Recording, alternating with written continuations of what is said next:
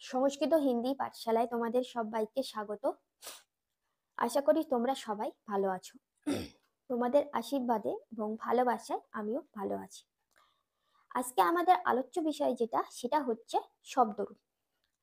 এর আগে আমরা শব্দরূপের ওপরে কয়েকটা ভিডিও আমরা করেছি এবং সেই ভিডিওগুলো হলো কি সেগুলো আমরা করেছি অকারান্ত, আকারান্ত, তারপরে হস্যইকারান্ত, হস্যকারান্ত, ঔকারান্ত। তো আমাদের এই স্বরান্ত যে শব্দগুলো তার মধ্যে কিছু কিছু শব্দ আমাদের হয়ে গেছে, যেমন ঋকারান্ত শব্দ, এগুলো আমাদের হয়ে গেছে। আজকে আমরা যেটা পড়ব সেটা হচ্ছে হস্যইকারান্ত শব্দ। তো হস্যইকারান্ত শব্দ এর আগে আমরা করেছি, কিন্তু সেটা ছিল পুংলিঙ্গ। আজকে যেটা পড়বো সেটা হস্যইকারান্ত এবং এটা হচ্ছে স্ত্রীলিঙ্গ। কি বললাম? এটা হলো স্ত্রীলিঙ্গ একটা শব্দ। শব্দটা কি? শব্দটা হচ্ছে সখী শব্দ। সখী মানে কি? সখী আমরা যে বলি সখী বলি, তো সখী মানে হলো অ্যাকচুয়ালি বন্ধু। আমাদের যে বন্ধু সেটাকে আমরা বলি সখী বা সখা। সেই সখী শব্দরূপ সম্পর্কে আমরা আজকে জানবো এবং শব্দরূপটা প্রথমে আমরা আগে জেনে নেব। সংস্কৃত যে রূপটা সেটা আগে আমরা জানবো, তারপরে আমরা সেই শব্দরূপের যে বাংলা মানেটা, প্রত্যেকটা দিকে বিভক্তি অনুযায়ী যে বাংলা মানে হয় সেই বাংলা মানেগুলোও আমরা জেনে নেব। তো শব্দরূপের ছকটা আমরা সবাই জানি, আমরা আগের ভিডিওতেও দেখেছি যে কি কি থাকে। প্রথমে একবচন, দ্বিবচন, বহুবচন থাকে, আর এদিকের কলামে থাকে কি প্রথমা, দ্বিতীয়, তৃতীয়, চতুর্থী, পঞ্চমী, ষষ্ঠী, সপ্তমী, সম্বোধন, মানে হচ্ছে 7টা বিভক্তি থাকে এবং সবার শেষে থাকে সম্বোধন। শব্দরূপটা সখা শব্দ সখী শব্দরূপটা কেমন? সখী শব্দরূপটা হচ্ছে এমনই যে সখা, সখায়ও, সখায়, সখী শব্দরূপ কিন্তু, অথচ শুরু হবে কিন্তু সখা দিয়ে। অনেকেই আমরা এখানে ভুল করে ফেলতে পারি, যে কারণ আমরা বেশিরভাগ হচ্ছে শব্দরূপ কি দেখেছি, যেমন নর শব্দরূপ, শব্দটা নর এবং শুরুও হয় সেই নর, নরও, নরা। যেমন লতা শব্দরূপ, শব্দটা লতা, সেটাও শুরু হয় লতা, লতে, লতা। নদী শব্দরূপ, নদী, নদ্যও, নদ্য। তাই বেশিরভাগই আমরা জানি যে মূল যে শব্দটা সেই অনুযায়ী শব্দরূপটা শুরু হয়, কিন্তু এখানে এখানে একটু ব্যতিক্রম, সেটা হচ্ছে এই সখী শব্দরূপ। শব্দটা হলো সখী, কিন্তু শুরু হবে আমাদের অ্যাকচুয়ালি সখা দিয়ে। সখা, সখায়ও, সখায়া। তো আমরা প্রথম আর একবচনে কি লিখবো? সখা, কোনো কিছু বিসর্গ হবে না। সখা, সখায়ও আর সখায়া। কি হলো তাহলে? সখা, সখায়ও, সখায়া। নেক্সট আমরা আসছি দ্বিতীয়া, একবচনে কি হবে? সখায়ম, সখায়ম। আমরা জানি দ্বিবচনেও সেম হয়, প্রথমার মতোই হয়, সখায়ও, সখা, সখায়ও, সখায়া, সখায়ম, সখায়ও, সখিন। এই হয়ে গেল আমাদের প্রথমা আর দ্বিতীয়া। এবারে আসছে আমাদের তৃতীয়া, তাহলে কি হবে? সখা, সখায়ও, সখায়া, সখায়ম, সখায়ও, সখিন, সখ্যা, সখী ভ্যাম, সখীভি। সখ্যা, সখী ভ্যান, সখীভি। চতুর্থীতে হবে সক্ষই, সক্ষই, সখীভ্যাম, সখীভ্য। সক্ষই, সখীভ্যাম, সখীভ্য। পঞ্চমীতে হবে সক্ষু,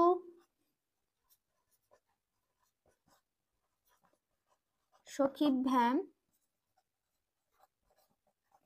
সখীভ্য।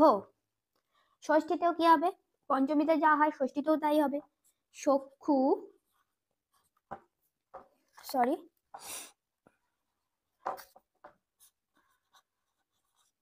সক্ষু, সক্ষ,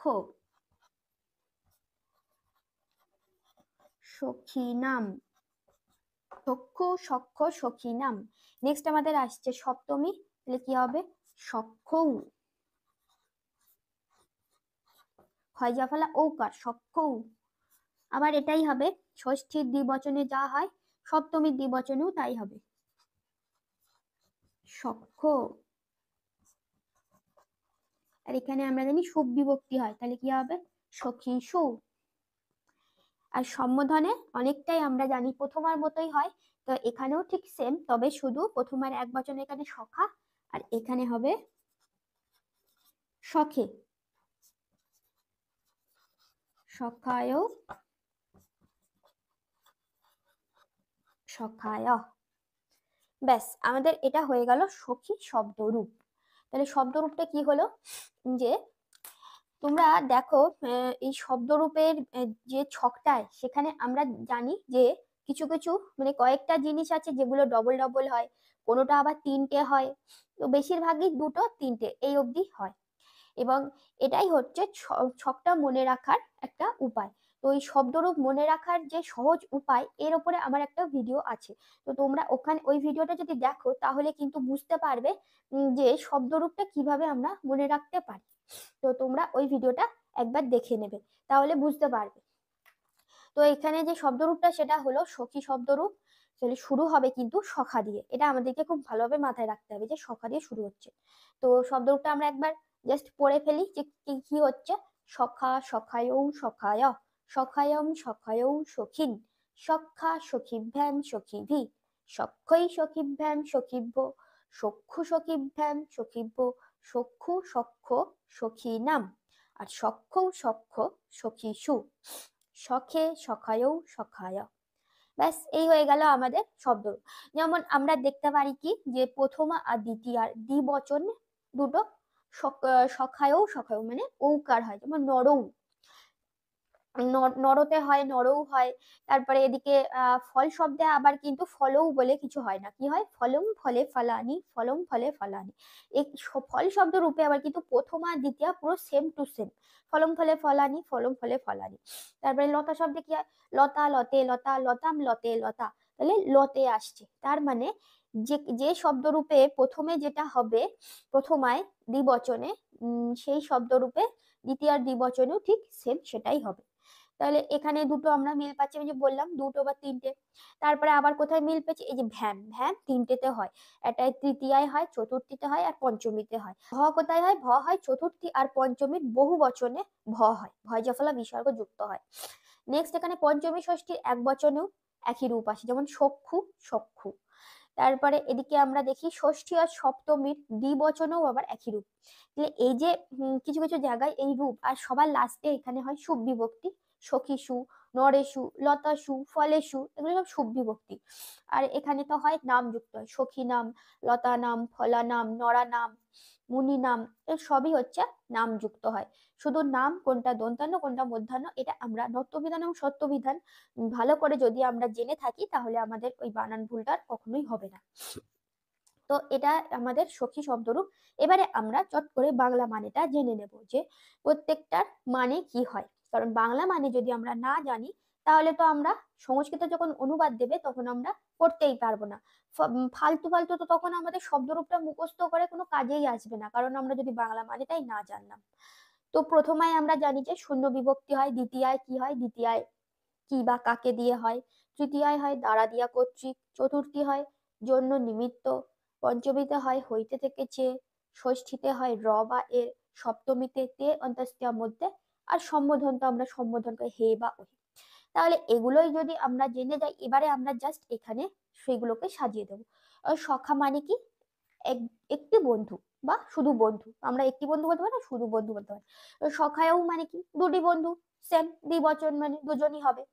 আর যেহেতু প্রথমে কোনো শূন্য বিভক্তি কোনো বিভক্তি লাগে না, সখায়ও মানে কি বন্ধুগণ বা বন্ধুগুলি।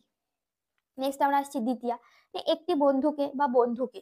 যখন আমরা একটি বলবো তখন আমাদের একটি না বললেও হবে, শুধু বন্ধুকে বললেই হয়ে যাবে। বন্ধু, বন্ধুকে, বন্ধুর হইতে, বন্ধু থেকে, এরম বললেই হয়ে যাবে, একটি না বললেও চলে। যখন আমরা আরো যখন সংখ্যা মেনশন করব তখন আমাদের দুই থেকে আমাদের কিন্তু মেনশন করতে হবে। তাহলে সখায়ও হবে দুটি বন্ধুকে বা দুজন বন্ধুকে, সখিন কি হবে বন্ধুদেরকে বা বন্ধুগণকে। তৃতীয়া কি হবে, সখ্যা কি হবে বন্ধু হইতে তৃতীয়ায় কি হয়, তৃতীয়ায় হয় দ্বারা দিয়া, তাহলে বন্ধুর দ্বারা, একটি বন্ধুর দ্বারা, একটি তো না বলে বন্ধুর দ্বারা। সখী ধ্যান কি হবে, দুটি বন্ধুর দ্বারা, আর সখীবি হবে বন্ধুদের দ্বারা বা বন্ধুগণের দ্বারা। চতুর্থী হবে কি, সক্ষয় কি হবে, জন্য নিমিত্ত, তাহলে বন্ধুর জন্য, বন্ধুর জন্য সখী ভ্যান হবে দুটি বন্ধুর জন্য, আর সখীব্য হবে বন্ধুদের জন্য বা বন্ধুগণের জন্য। পঞ্চমী কি হবে, হইতে থেকে, বন্ধুর থেকে, সখী ভ্যান হবে হচ্ছে দুটি বন্ধুর থেকে, আর সখীভ্য হবে বন্ধুগণের থেকে, বন্ধুদের থেকে। ষষ্ঠীতে সখ্য কি হবে, বন্ধুর, একটি বন্ধুর বা বন্ধুর। সখ্য কি হবে, দুটি বন্ধুর, আর সখী নাম কি হবে, বন্ধুগণের বা বন্ধুদের। সপ্তমী কি হবে, তে অন্তস্ত্যার মধ্যে, বন্ধুর মধ্যে, মানে এই বন্ধুর মধ্যে ওই বন্ধুটা ভালো, এই যে কোনো এই কথাটা আমরা বলি, তো বন্ধুর মধ্যে। সখ্য কি হবে, দুটি বন্ধুর মধ্যে, সখী সখী সখী হবে বন্ধুগণের মধ্যে। বোঝা গেল। সম্বোধন কি হবে, সম্বোধন তো মানে সম্বোধন করা, হে বা হে, মানে হে রাম, ও হে ভগবান, এই যে আমরা সম্বোধন করি, সেরকমই হবে হে বন্ধু, মানে হে বন্ধু। সখায়ক হবে হে দুজন বন্ধু, সখায়ক কি হবে, হে বন্ধুগণ, হে বন্ধুগুলি। ব্যাস, আমাদের এটাই সিম্পল একটা মানে।